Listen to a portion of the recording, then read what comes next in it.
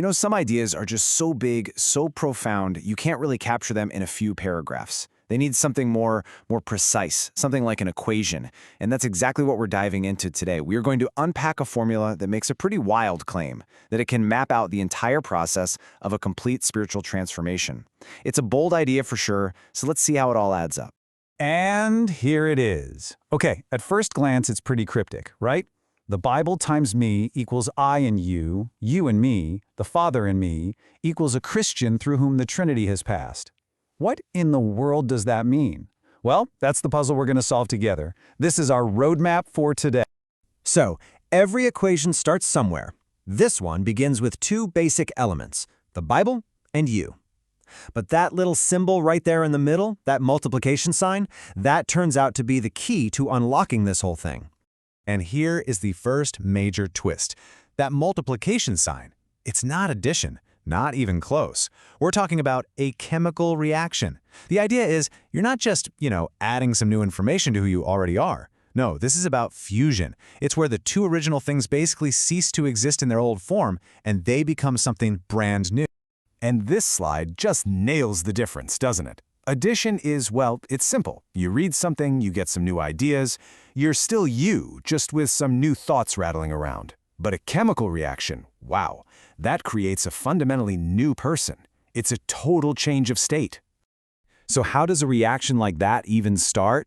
Well, the source material gives us this really incredible metaphor. It asks us to stop thinking of the Bible as just a book and start seeing it as a kind of spiritual MRI machine, a diagnostic tool that can see the one thing no medical instrument ever could, the actual true state of your inner self. And this passage from Hebrews just drives that point home hard. The word isn't just ink on a page. It's alive and active. It penetrates, it judges. All of a sudden, reading isn't a passive thing anymore. It's more like you're on a surgeon's table, willingly letting it diagnose the deepest, most hidden parts of who you are. Okay, so we've had the chemical reaction. But what does it produce? What's the result? Well, the next part of our equation calls it a mysterious union. The official theological term for this is mutual indwelling. Now, I know, that sounds a little academic, a bit abstract, but think of it like this. A branch isn't just attached to a vine, right? It lives because it's a part of the vine. Its entire existence, its ability to grow and produce anything at all, comes from that inseparable connection. And that's exactly what this famous verse from the Gospel of John is getting at. Remain in me as I also remain in you. It's not a one-way street. It's this total two-way fusion. It's a relationship of absolute dependence and a shared life force. And this union, this indwelling, it doesn't stop with just Christ. The logic in this formula says that if you're united with the Son, well, you're naturally united with the Father too. And what that means is your individual life basically becomes a home, a dwelling place for the divine. So, we've had the chemical reaction, we've got this mysterious union, which brings us to the final result. What is the ultimate outcome of this entire process? Where does it all lead? The end result is what the source calls a new creation.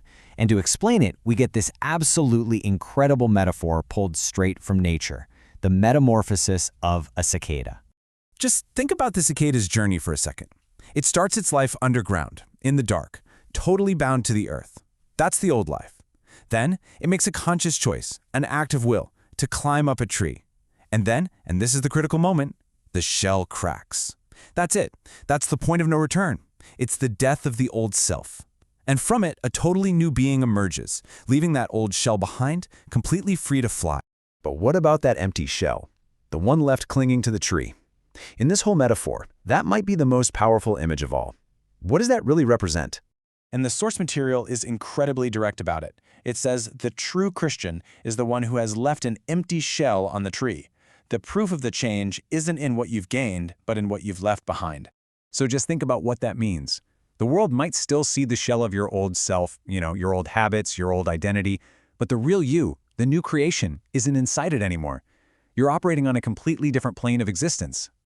So, let's just put it all together one more time. Our equation starts with a chemical reaction with the Word.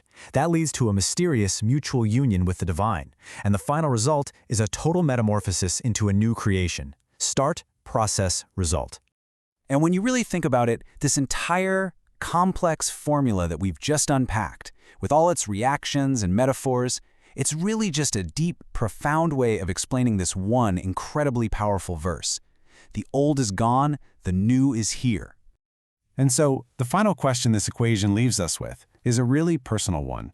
If a true transformation means leaving an empty shell behind, what does that shell represent in your life? What's the part of the old self that has to be left on the tree?